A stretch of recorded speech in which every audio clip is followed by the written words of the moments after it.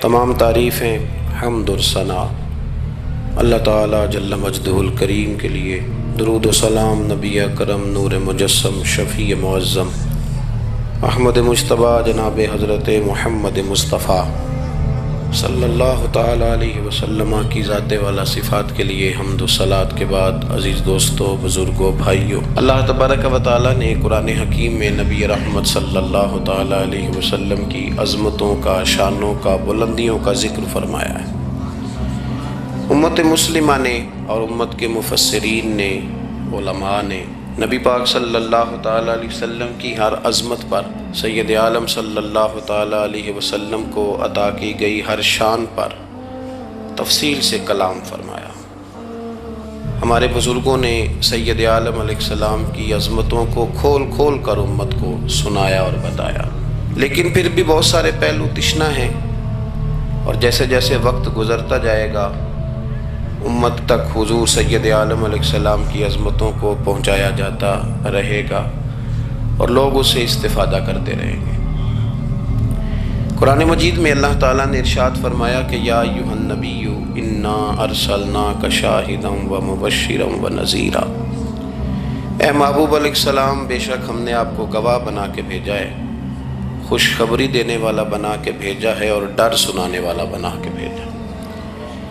پھر فرمایا وَدَاعِيًا إِلَى اللَّهِ بِإِذْنِهِ، اور ہم نے آپ کو اللہ کی طرف دعوت دینے والا بنا کے بھیجا ہے اس کے اذن کے ساتھ، وَسِرَاجًا مُنِيرًا، اور آپ کو چمکتا ہوا آفتاب بنا کے بھیجا ہے۔ دنیا کے اندر انسان میں جو چیز اسے رغبت دیتی ہے، جو اس کو عمل پر ابھارتی ہے، وہ اس کا عقیدہ اور اس کی سوچ ہوتی ہے۔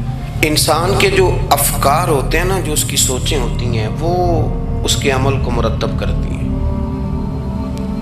انسان کا جس طرح کا نظریہ ہوتا ہے، پھر وہ زندگی میں عمل بھی اسی طرح کے کرتا ہے، لوگوں کے بیچ رہ کے وہ وقت بھی اسی طرح ہی گزارتا ہے۔ قریش مکہ اور حضور سید عالم صلی اللہ تعالیٰ علیہ وسلم سے جو پہلے کے لوگ تھے، ان کے افکار بہت ساری خرابیوں کا شکار ہو گئے تھے، فکری کمزوریاں پیدا ہو گئی تھیں، مختلف قسم کی اوہام پرستی کا وہ شکار تھے، توہمات میں الجھ گئے تھے۔ حج کا موقع آیا ہے تو اب انہوں نے قبولیت کا یہ نظریہ گھڑ لیا ہے کہ ننگے ہو کے معاذ اللہ طواف کریں گے بیت اللہ کا۔ قربانی کا موقع آیا ہے تو جانوروں کا خون دیواروں کے ساتھ لگائیں گے خانہ کعبہ کی۔ اور قرآن حکیم ہمیں یہ بھی بتلاتا ہے کہ جب حج کر کے لوٹتے ہیں تو اب دروازوں سے نہیں گزرنا، اب ہم نے کوئی اور رستے پھلانگ کے گھروں میں آنا ہے، اس لیے کہ ہم نیک ہو کے آئیں۔ تو مختلف قسم کی توہمات انہوں نے گڑھ لی تھی، اللہ تبارک و تعالیٰ کی ذات کے بارے میں بھی، انبیاء کرام علیہ السلام کے بارے میں بھی۔ قرآن مجید ہمیں کہتا ہے کہ یہودیوں نے جناب عزیر علیہ السلام کو اللہ کا بیٹا کہا، عیسائیوں نے معاذ اللہ حضرت عیسیٰ علیہ السلام کو اللہ کا بیٹا کہا۔ تو افکار کے اندر جب انسان کے بہت زیادہ خرابیاں آ جاتی ہیں، یعنی ایک آدمی کا ذہن بن گیا نا سارے لوگ چور ہی ہیں، تو پھر کسی سے دوستی کرنا، کسی کے ساتھ چلنا، وقت گزارنا اس کے لیے دشوار ہی نہیں، محال بھی ہو جاتا ہے۔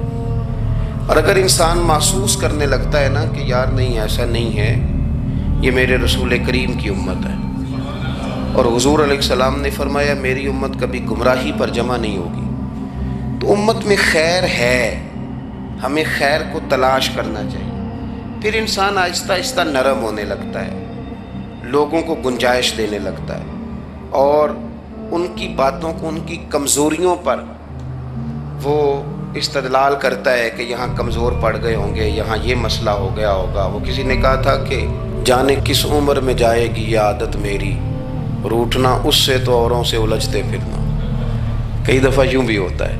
تو ہمارے ہاں افکار میں اگر حسن رہے، تازگی رہے، خوبصورتی رہے، اب بھی کچھ لوگ ایسے ہیں جو اعتدال کا رستہ چھوڑ جاتے ہیں۔ صوفیاء کی جماعت میں جب سے ملنگوں نے قدم رکھا ہے، اور بہت سارے ایسے لوگ جو کہتے ہیں کہ نہیں تمہیں نہیں پتہ، بات معرفت کی ہے، تو ان لوگوں نے بھی خرابی پیدا کر دی۔ پھر اس کا نقصان یہ ہوا کہ کچھ دانشوروں نے، شعراء نے، سیاستدانوں نے معاذ اللہ یہاں تک کہنا شروع کر دیا کہ جو جس کو بھی پکارتا ہے کسی نہ کسی روپ میں اللہ کو ہی پکارتا ہے۔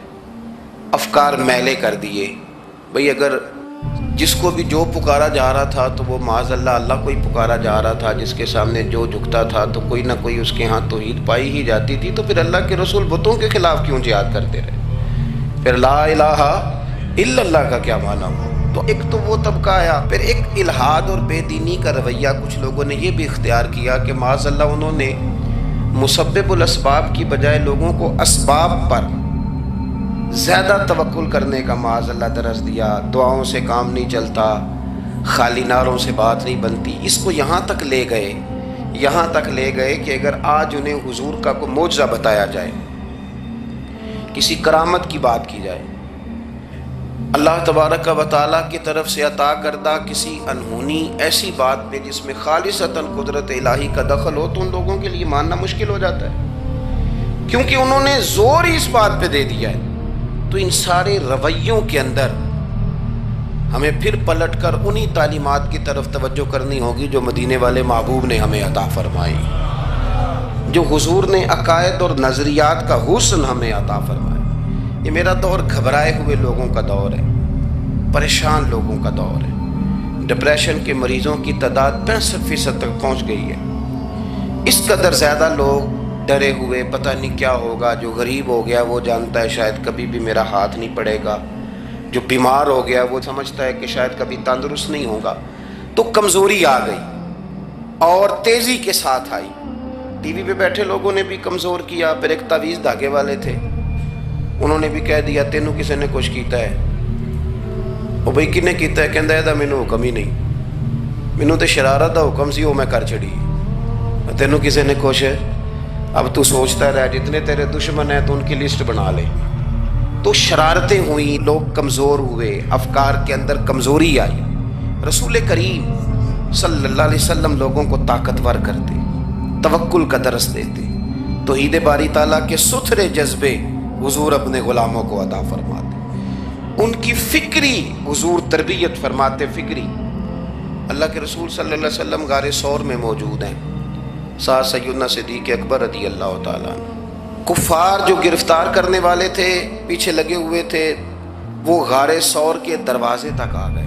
جس طرح ڈاکٹر بول دیتا ہے، وہ کہہ دیتا ہے کہ اب جناب مشکل ہے، اگلے ہفتے آپ چلے جائیں گے، تو وہ جو کمزور لوگ ہیں انہوں نے اگلے ہفتے کیا جانا ہوتا ہے، وہ جب ڈاکٹر بتاتا ہے اسی وقت ہی فوت ہو جاتے ہیں۔ وہ کہتے ہیں اگلا ہفتہ تو لیٹ ہے، اسی وقت ہی سمیٹ لیتے ہیں سامان سفر۔ اور کچھ لوگ ایسے تھے، ڈاکٹر نے کہا کہ جناب آپ کی رپورٹس بتاتی ہیں کہ آپ بہت جلدی چلے جائیں گے، تو انہوں نے کہا جناب آپ جو کہہ رہے ہیں اپنے علم کے مطابق کہہ رہے ہیں، پر ہونا تو وہ ہے جو میرا رب کریم چاہے گا۔ یہ وہ جذبات ہیں جو ہمیں رسول کریم علیہ السلام نے عطا فرمائے۔ دیکھو حضرت ابوبکر صدیق رضی اللہ تعالیٰ عنہ کے ساتھ حضور غار ثور میں موجود ہیں۔ کفار جو گرفتار کرنے والے ہیں وہ دروازے تک آ گئے، بالکل دروازے تک۔ جناب صدیق اکبر رضی اللہ تعالیٰ عنہ ان کو دیکھ کر تھوڑا سا گھبرائے، اپنے لیے نہیں، ذات مصطفیٰ کے لیے گھبرائے، کہیں حضور کو کوئی تکلیف نہ پہنچ جائے، تھوڑا گھبرائے۔ یا رسول اللہ وہ تو قریب آ گئے، اور اگر انہوں نے پیروں کی جانب جھک کر دیکھا تو ہمیں دیکھ لیں گے۔ بالکل سرانے پہنچ گئے، یہ آ گئے، کھڑے ہو گئے، اور درمیان میں پردہ کیا ہے؟ مکڑی کا جالا، اور مکڑی کا جالا پھونک سے بھی اڑ جاتا ہے، تو مکڑی کا جالا بیچ میں۔ حضور وہ تو پہنچ گئے، ذرا جھک کر کے دیکھیں گے تو وہ تو ہمیں پکڑ لیں گے۔ اب یہ وقت تربیت ہے، اور وہ تربیت جو محبوب نے اپنے اس عظیم صحابی کی فرمائی، اس تربیت کو میرے رب کریم نے قرآن مجید میں بیان فرمایا۔ حضور فرماتے ہیں، رب فرماتا ہے کہ فرمایا محبوب نے، فرمایا لا تحزن، ابو بکر گھبرانا۔ یہ ایک موقع ہوتا ہے جب انسان کو گھیر لیتی ہیں مشکلات چاروں جانب سے، اور جو بھی آتا ہے وہ اسے مایوس ہی کرتا ہے، لیکن حالات کے سہمے ہوئے لوگوں کو بتا دو، حالات بدل جاتے ہیں، ایک جیسے نہیں رہتے۔ کہا لا تحزن، ابو بکر گھبرانا، کیوں؟ ہماری فوجیں آ کے انہیں پکڑ لیں گی، یا اندر ہمارے پاس کوئی ایسا اسلحہ موجود ہے کہ ہم ان پر چھوڑ دیں گے تو یہ مر جائیں گے۔ لا تحزن، ابو بکر گھبرائیے مت۔ کیوں نہ گھبرائیے؟ اس لیے کہ ان اللہ معنا، بے شک اللہ ہمارے ساتھ ہے۔ جن کے ساتھ رب ہو انہیں گھبرانا نہیں چاہیے. انہیں گھبرانا، یہ جو مصلی کی قوت ہوتی ہے، یہ دعا کی طاقت ہوتی ہے، دعا صلاح المومن، یہ جو قوت ہوتی ہے انسان کے پاس، یہ جو اس کے پاس ہتھیار ہوتا ہے کہ آج رات منا لوں گا میرا رب کرم فرما دے گا، یہ جو اس کے پاس قوت ہوتی ہے یہ اسے کمزور نہیں پڑنے دیتی، اسے طاقتور رکھتی. تو حضور نے افکار کے اندر یہ حسن پیدا کیا، لوگوں کو بتلایا کہ بجائے اس کے کہ تم کوئی چور رستہ تلاش کرو، کوئی سیاست کرنے کی کوشش کرو، تم کوئی ایسی راہ اختیار کرو جو تمہیں محسوس ہو کہ درست نہیں ہے، اس رستے نہ چلو، بلکہ تم اپنے رب کو منانے والے رستے پہ چلو. اور ترمذی شریف میں حدیث ہے، حضرت انس بن مالک رضی اللہ تعالیٰ عنہ فرمانے لگے کہ کریم محبوب علیہ السلام فرماتے ہیں کہ اپنے ٹکڑے دنیا داروں کو نہ بتانا، سیٹھوں، نوابوں، چودھریوں، چاپلوسی کرنے کی ضرورت کوئی نہیں. اپنے دکھڑے دنیا داروں کو نہ بتانا ورنہ اللہ تمہیں کبھی غنی نہیں فرمائے گا. فرمایا اپنے دکھ اپنے رب کریم کی بارگاہ میں عرض کرنا، جلدی یا دیر سے اللہ تمہیں لوگوں سے بے نیاز کر دے گا. تربیت فرمائی. ہم لوگوں نے تیزی سے اپنے آپ کو کمزور کیا ہے. توجہ کا مرکز دنیا دار. وہ اکبر الآبادی نے کہا تھا کہ مصیبت میں بھی اب یاد خدا ہم کو نہیں آتی، دعا منہ سے نہ نکلی جیبوں سے عرضیاں نکلی. اب بھی نہ لوگ درخواستیں جمع کراتے ہیں، دعائیں نہیں کرتے. تو بھائی ایک تو یہ کہ توحید باری تعالیٰ کے بارے میں اصل نظریات، افکار کا حسن، پاکیزگی اور آپ کا اپنے رب کی جانب پورا توجہ کرنا. ہمارے ہاں اب تو خیر کرامتیں فیس بک پہ آتی ہیں اور لوگ اس کا سوال بھی بڑا تگڑا کر کے کرتے ہیں. اور جو بچے چھوٹے موٹے ہماری طرح طالب علم ہوتے ہیں، کچھ کتابیں پڑھنے والے دین کے، وہ کئی دفعہ الجھ جاتے ہیں کہ اب اس کو ٹیلی کیسے کریں، ساتھ کیسے جوڑیں. ایسی کرامتیں اور کرامت بیان کرنا بھی لوگوں نے ذمہ داری سمجھ لیا ہے. حالانکہ جڑے محرم راز حقیقت دے وہ تے راز حقیقت کھول دے ہی نہیں. اے جنہ ویکھیا نہیں او کرن گلاں، جنہ ویکھ لیا او تے بول دے ہی نہیں، تو بات ہی نہیں کرتے. تو کرامت نا جوڑ جاڑ کے نا کہیں فٹ کی جاتی ہے. آپ کو بخاری مسلم میں حدیث ملے گی، کوئی بھی ایسی اوہام پرستی، کوئی بھی ایسا نظریہ، کوئی بھی ایسی بات جو ذہن کو منتشر کرے. یعنی ابھی تک لوگ کہہ دیتے ہیں ہمارے کہ وہ کالی بلی رستہ کاٹ گئی تھی. تو معاملہ بڑا، میں ملتان شریف پہنچا تو مجھے وہاں ایک میرے سنگی کہنے لگے، بڑا پرانا ان سے ربط ہے، کہنے لگے کہ میں نے آج نہ تجربہ کیا ہے، ویسے واقعی کالی بلی رستہ کاٹی ہے تو مشکل ہو گئی ہے.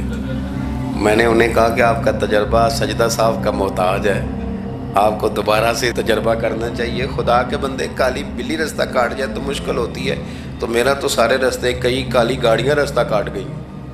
اب کیا کیا جائے؟ یہ کمزوری ہے. افکار میں کمزوری نہیں پیدا کریں، کچا پن نہ پیدا کریں، آپ مضبوطی لائیں.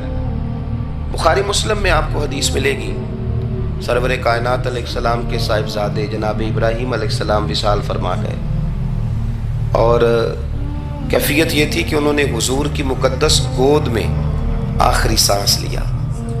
داڑھی مبارک محبوب کی آنسوؤں سے بھر گئی. حضرت انس کہتے ہیں عرض کی یا رسول اللہ آپ بھی آنسو بہاتے ہیں؟ فرمایا میرا بیٹا گیا ہے تو آنسو نکل آئے ہیں، ورنہ میری زبان پہ وہی جاری ہے جس سے میرا رب راضی ہوتا ہے. اسی دن نا، جس دن سرکار کے صاحبزادے کا وصال ہوا، اسی دن سورج کو گرہن ہو گیا. کچھ لوگوں نے بات جوڑ دی، کہنے لگے کہ آج چونکہ حضور سید عالم علیہ السلام کے صاحبزادے کا وصال ہو گیا تو آج دیکھو سورج کو بھی گرہن ہو گیا. بات جوڑ دی. غم کی کیفیت تھی، سرکار کی مقدس داڑھی آنسوؤں سے بھری ہوئی تھی، حالات کا تقاضا اور اس کی سمت کچھ اور تھی. حضور نے جمعے کا انتظار نہیں فرمایا، فرمایا بلاؤ لوگوں کو مسجد میں. لوگ جمع ہو گئے اور صحابہ فرماتے ہیں ہمارے خیال میں یہ تھا کہ یہ موقع نہیں تھا. آج نہ جہاد کے لیے حکم آنا ہے، کس مقصد کے لیے حضور نے طلب فرمایا، لیکن جب ہم گئے اتنا ضروری کام ہے نظریات کا صاف ہونا. اللہ کے محبوب نے لوگوں کو اسی دن بلا کے فرمایا لوگوں سنو، سورج اور چاند کو جب گرہن لگے تو استغفار پڑھا کرو، تسبیحات کیا کرو، نوافل ادا کیا کرو، اللہ کے حضور حاضر ہوا کرو. فرمایا یہ سورج اور چاند کو جب گرہن لگے تو یہ اللہ کی نشانیوں میں سے نشانی ہوتا ہے، کسی بندے کے دنیا سے جانے کا اس کے ساتھ کوئی تعلق نہیں۔ تم نے اپنے ذہن کو ٹھیک رکھنا، افکار کو ٹھیک رکھنا، کسی بھی قسم کی تم نے اوہام پرستی کا شکار نہیں، مضبوط رہیں، مضبوط رہیں۔ اٹھ باندھ کمر کیوں ڈرتا ہے، پھر دیکھ خدا کیا کرتا ہے۔ آپ مضبوط رہیں، جب مضبوط رہیں گے تو انشاءاللہ توانائی اللہ کی طرف سے عطا کر دی جائے۔ دوسری بات، نبی پاک صلی اللہ تعالیٰ علیہ وسلم نے تمام انبیاء کرام علیہ السلام کے بارے میں لوگوں کے ذہنوں کی اصلاح کی۔ آپ کبھی قرآن حکیم کا مطالعہ فرمائیں، احادیث مبارکہ کو پڑھیں تو میرے محبوب کریم کی شان یہ ہے کہ حضور انبیاء کی شانیں بیان کرتے ہیں۔ حضرت موسیٰ کلیم اللہ ہیں، کس نے ہمیں بتایا؟ قرآن و حدیث نے بتایا۔ شانیں بیان کی نبیوں کی، عظمتیں بیان کی۔ حضرت ابراہیم خلیل اللہ ہیں، یہ ہمیں قرآن نے بتایا، حضور نے بتایا، لیکن ساتھ ہمیں یہ بھی بتایا کہ ہیں یہ اللہ کے بندے، ہیں یہ اللہ کے رسول۔ نبی پاک صلی اللہ تعالیٰ علیہ وسلم نے افکار اور نظریات انبیاء کے بارے میں لوگوں کے درست فرمائے۔ مجموع الزوائد میں حضرت مولا علی شیر خدا رضی اللہ تعالیٰ عنہ کی حدیث مروی ہے، ایک بدو آ گیا حضور کی بارگاہ میں کچھ مانگنے کے لیے۔ مولا کائنات رضی اللہ تعالیٰ عنہ فرماتے ہیں سرکار جب کسی بات کا جواب نہ دینا چاہتے تھے تو خاموش ہو جاتے تھے، کچھ دیر خاموش رہتے تھے۔ اور حضور کا خاموش رہنا بھی ہمارے محدثین نے محفوظ کیا ہے۔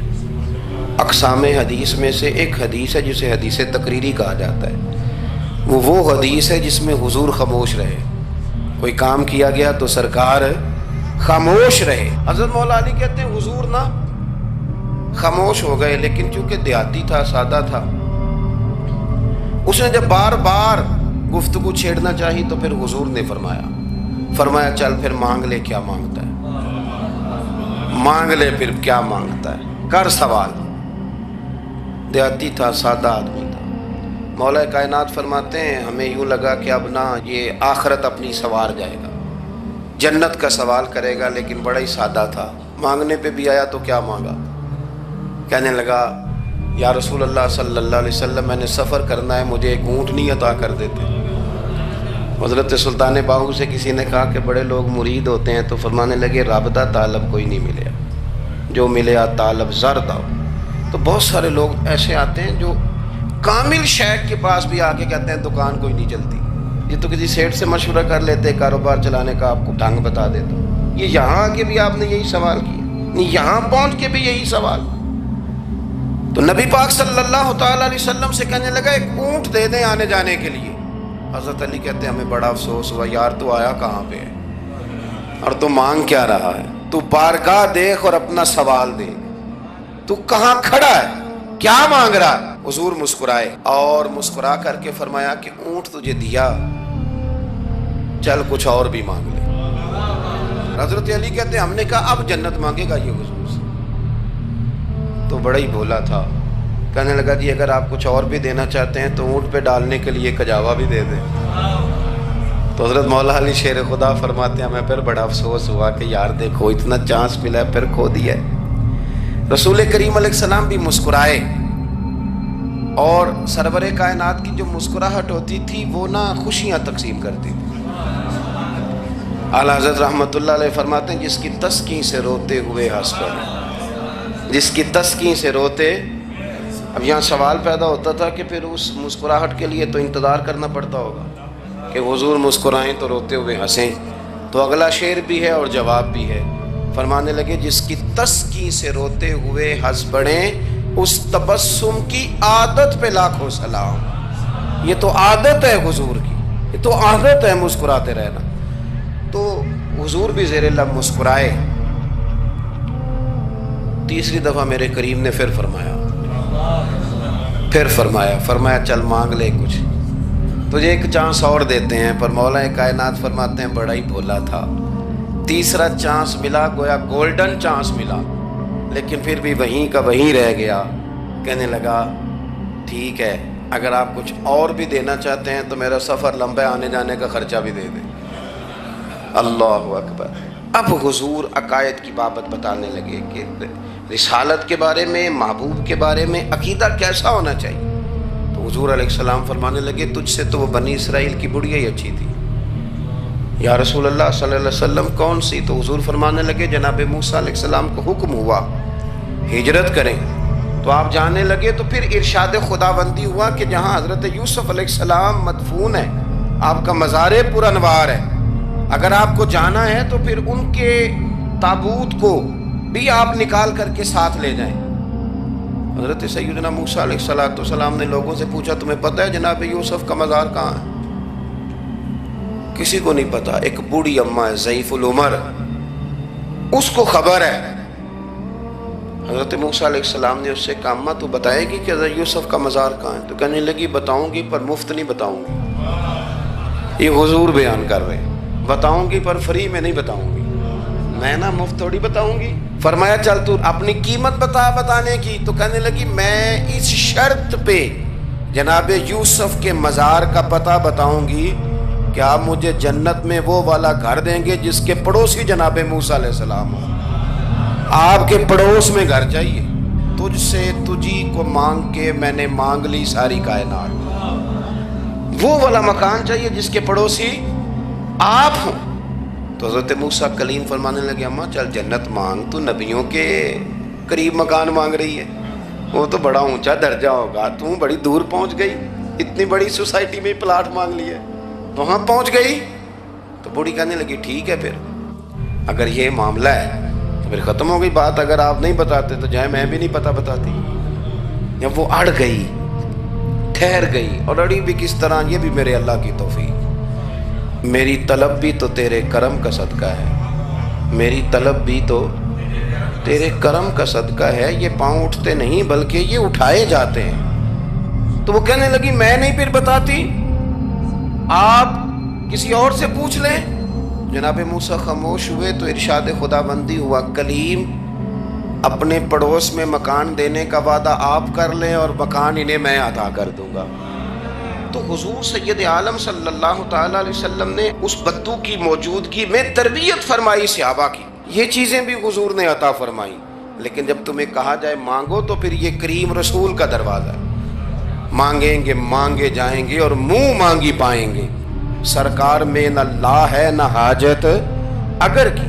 تو افکار کا حسن، نظریات کی پاکیزگی، ہمارے ہاں نا آج کل جو ہمیں لیکچر دیے جاتے ہیں نا، بالخصوص جو طلباء سائنس پڑھتے ہیں، تو وہ جب سوالات اٹھاتے ہیں تو اس میں کچھ ایسی چیزیں بھی آتی ہیں، یہ ابھی کورونا کے حالات جب پچھلے دنوں چل رہے تھے تو اس وقت دو تین قسم کے لوگ ہوئے، ایک تو وہ ہوتے ہیں جو بالکل ہی ڈرتے، کہتے ہیں وہ چھوڑو جو ہوگا دیکھا جائے گا، اور ایک وہ ہوتے ہیں جو اتنا ڈرتے ہیں کہ بیچارے اپنے سائے سے بھی ڈرنے لگ جاتے ہیں۔ تو یہ دونوں باتیں جو ہیں یہ درست نہیں ہیں۔ درست کیا ہے کہ آپ احتیاط بھی کریں گے پر بھروسہ اپنے رب کریم کی ذات پر کریں گے، بھروسہ اللہ پر۔ تو لوگوں کو ڈرایا جاتا ہے اور جو خوف پھیلایا جاتا ہے ہمارے ہاں وہ بڑا عجیب قسم کا انداز ہے، قبر کو کھڑکی کوئی نہیں ہوتی، دروازہ کوئی نہیں ہوتا، آکسیجن کیسے جائے گی؟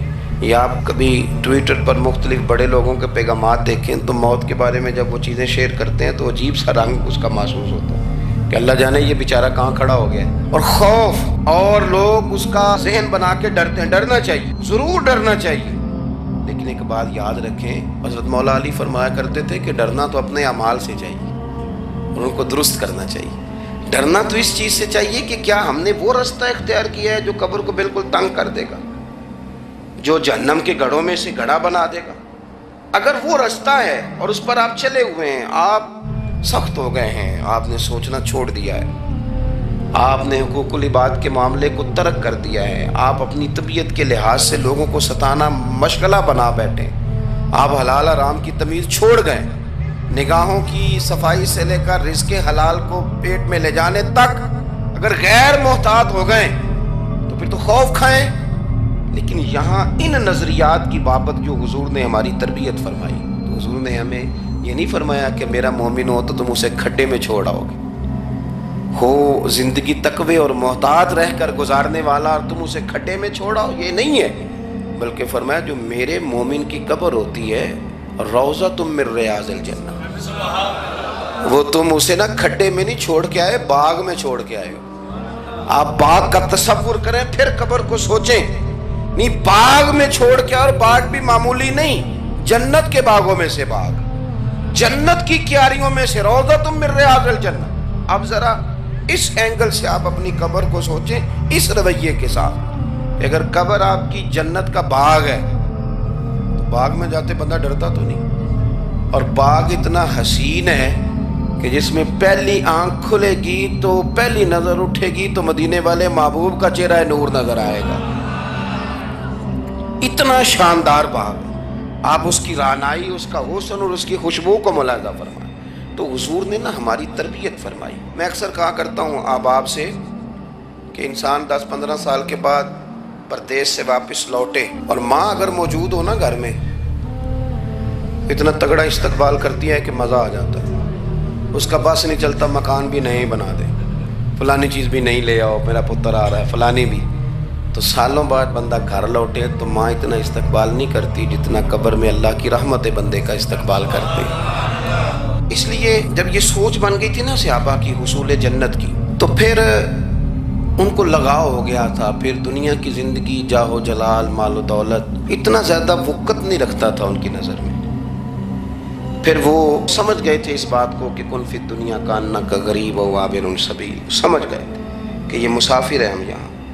اور وہ پھر اتنا زیادہ اپنے ذہن پہ چیزوں کو سوار نہیں کرتے تھے، محسوس کرتے تھے کہ اتنی زندگی ان کی ہے، اتنی زندگی ان کی گزر گئی ہے، محسوس کرتے تھے. اور اس پر پھر وہ جو فوکس کرتے تھے وہ آخرت کے لیے کرتے تھے. ایک خاتون حضور کی بارگاہ میں حاضر ہوئی.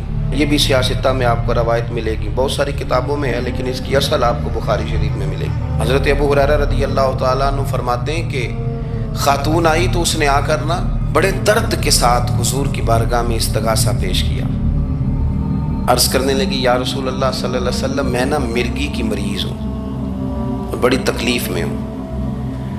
یہ جو مرگی کا مرض ہوتا ہے یہ اعصابی بھی ہے، جسمانی بھی ہے. ذہن کو کنٹرول کرتا ہے اور انسان جسمانی طور پر بھی بالکل اس وقت جب دورہ ہوتا ہے مفلوج ہو جاتا ہے، ذہنی طور پر بھی خوشی غمی آنا جانا دشوار ہو جاتا ہے انسان کے لیے. تو وہ خاتون عرض کرتی ہے یا رسول اللہ صلی اللہ علیہ وسلم، مجھے مرگی ہے، کریم آپ دعا فرمائیں، رب مجھے شفا عطا کر دے. حضور دعا فرما دیا کرتے، اللہ تعالیٰ نے میرے محبوب کے وجود کو شفا بنایا. لعاب دہن مولا علی کی آنکھوں پہ لگائیں تو رب کریم فوراً شفا عطا فرمائے.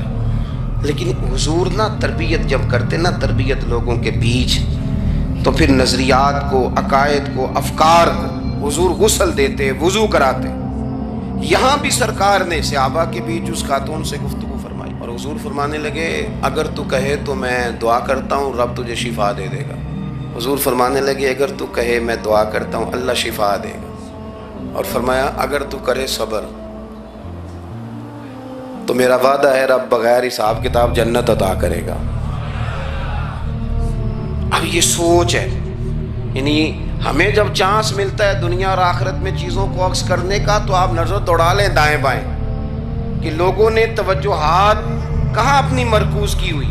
حضور نے فرمایا اگر تو کہے تو رب کریم ہے، وہ شفا دے گا، میں دعا کروں گا. اور اگر تو صبر کرے، مانا کیا کہ اگر تو مرگی کے ساتھ ہی گزارا کرے، اس کے ساتھ ہی وقت بتائے تو پھر رب تجھے جنت دے گا. یہ سمجھ لیں بات، اس پر غور کریں. وہ جو بیماری کو رحمت کہا گیا تو یہاں اس کا عملی مظاہرہ ہونے جا رہا ہے. حضور فرمانے لگے گر تو صبر کرے تو رب جنت دے گا. صحابہ کہتے ہیں اس بوڑھی نے 1 منٹ نہیں لگایا سوچنے کے لیے، فوراً عرض کرنے لگی.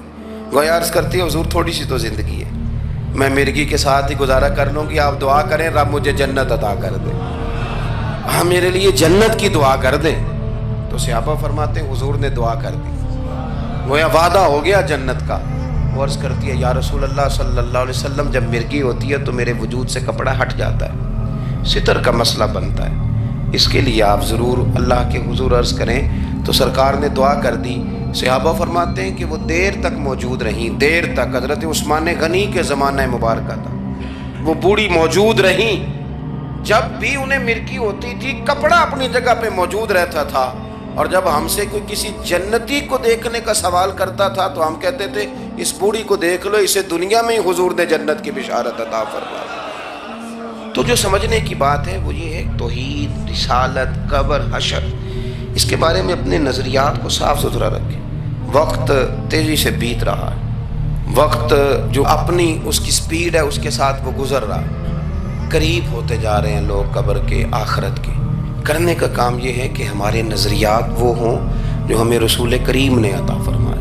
حضرت فاروق اعظم رضی اللہ تعالیٰ عنہ جیسے دلیر آدمی حضور کے مقدس وجود پر موٹے بان کی چارپائی کے نشان دے کے جب روئے ہیں تو حضور نے وہاں بھی تربیت فرمائی ہے۔